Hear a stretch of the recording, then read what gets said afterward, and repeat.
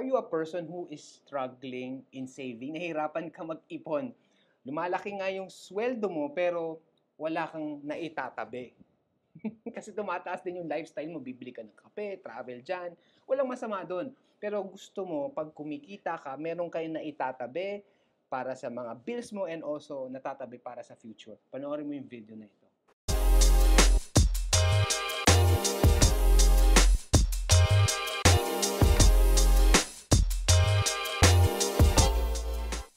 It can happen. No matter how quote-unquote poor you are, but if you see yourself na sige, maaring wala akong pera ngayon or broke, pero having a mindset na hindi, I can change the narrative. Kung natutunan ko to, maaaral ko to. So yeah, thank you Jessie for that. And balik lang ako sa mga kwento at shinare mo. Syempre, it will start with the mindset na okay, sige, magbabago ko, but old habits die hard. And correct. Considering with your story na shock and mind blown ka na tumataas na yung sweldo mo. Pero nakwento mo rin sa kwento mo na nung lumalaki yung sweldo mo, lumalaki rin yung lifestyle mo na jumajacket ka na, binibili mo na yung coffee na okay tumambay pero hindi naman masarap yung kape, yung mga ganun. How did you parang overcome that? Kasi like what you've said, it's not about how much you earn but how much you keep. Paano mo naputol yon na this has got to stop? I mean, siguro during the time nafe-feel mo, hindi, deserve ko to kasi dati hindi ko natitignan to para matikman ko rin. Pero syempre, ayaw naman natin na yung seed mo to plant for the future para mag-compound ay mawala. So ano yung ginawa mo para at least mabattle yung increasing money and increasing lifestyle? Kasi may mga ganun na nanonood ngayon na lumalaki nga yung sweldo nila pero shucks, mas lalong wala akong pera or minsan nagkautang ako kasi na-mismanage ko yung credit card debt na pinagagastos ko. So can you give insights to that? Yeah. Yung tama yung sinabi mo, no?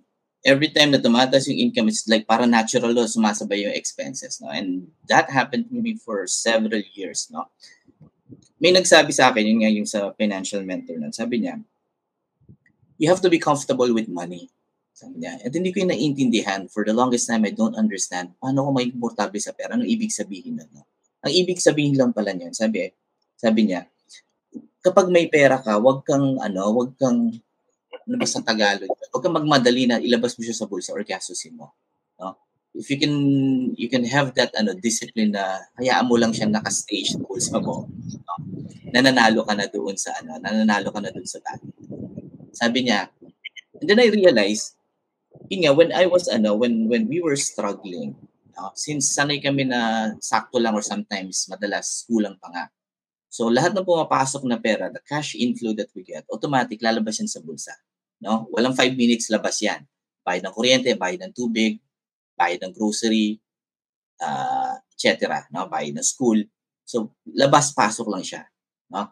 So every time na magkaroon ng windfall, let's say nagka-bonus si nanay, si mama, no? Or nagkaroon ng magandang benta sa ginawang side hustle ng father ko.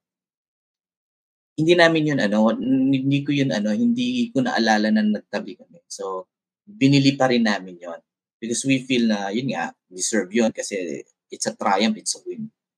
So hindi kami komportable sa pera. Parang every time na may pera, gusto namin lumalabas lang. So ganun din ako.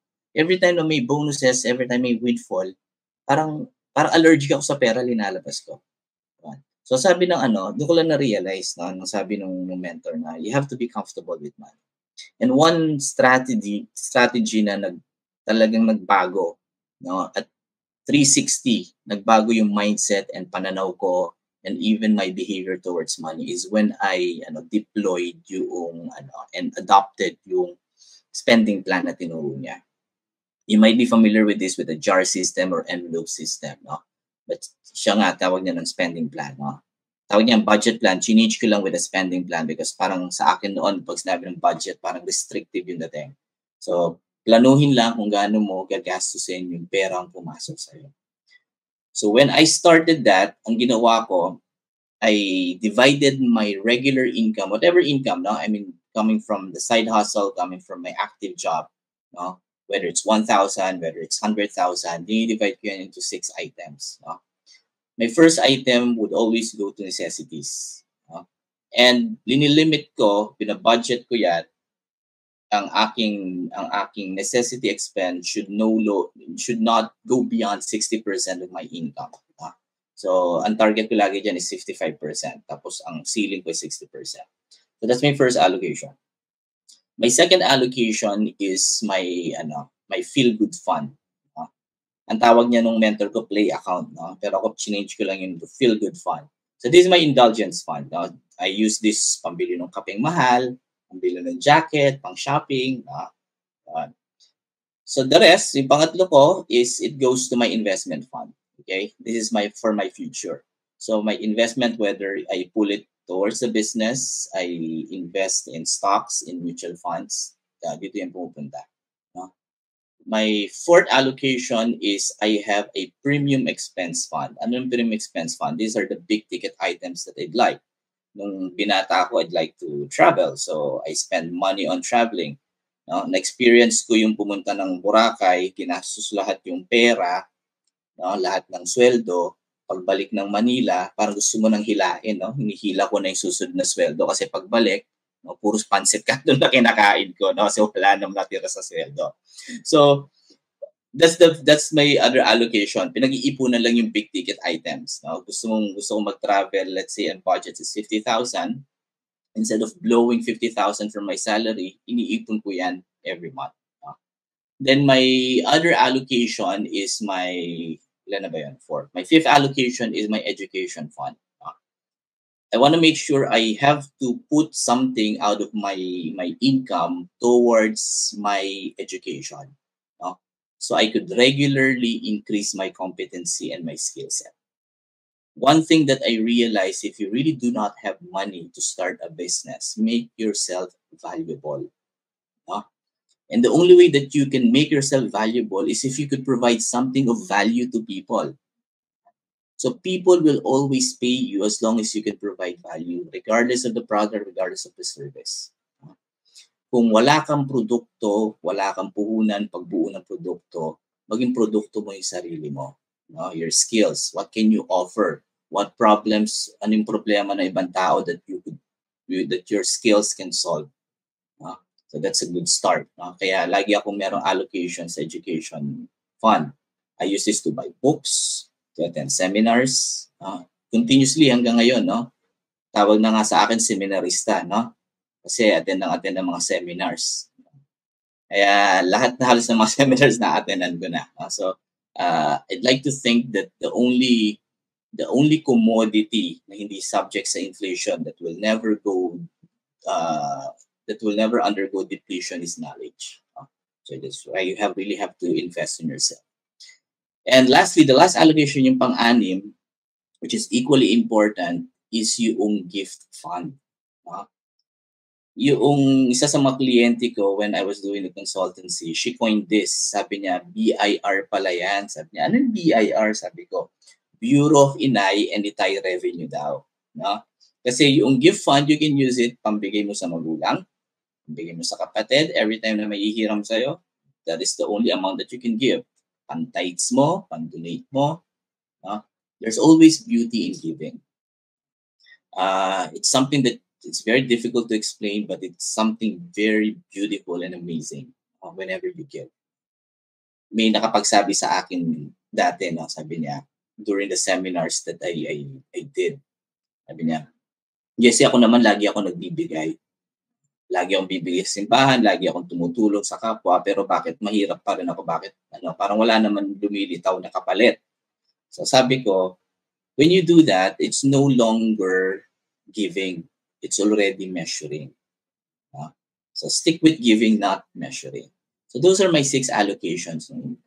So dun lang ako, dun nag-start na nagkaroon ako ng discipline on how to keep money, to manage money. Ang nilalagay ko lang sa bulsa ko, you know what, yung allocation ko for my necessity fund and my feel-good fund. Yun lang ang nasa bulsa ko. Kasi pag lahat ng pera nasa bulsa mo, hahanap at hahanap ng paraan yan para lumabas. Right? So yun lang ang dalawang allocation na nasa bulsa ko. The rest, tinatabi ko na yan. I started with an envelope. No? My first envelope, yung nakasulat dyan is farm. Yung nakasulat dyan. Tapos yung kung saan ko mag-travel, let's say Boracay, nakasulat na yan. So every time yung sweldo or any income that would come in my pocket, sinisilid ko na yan sa mga envelopes. So that's how I started in my journey towards properly managing my funds. So employing spending plan. That's why I'm a huge advocate of it. No? Yeah. Ang ganda nung pagka-breakdown mo ng employee expense fund. At least yung kung saan ka nag-allocate.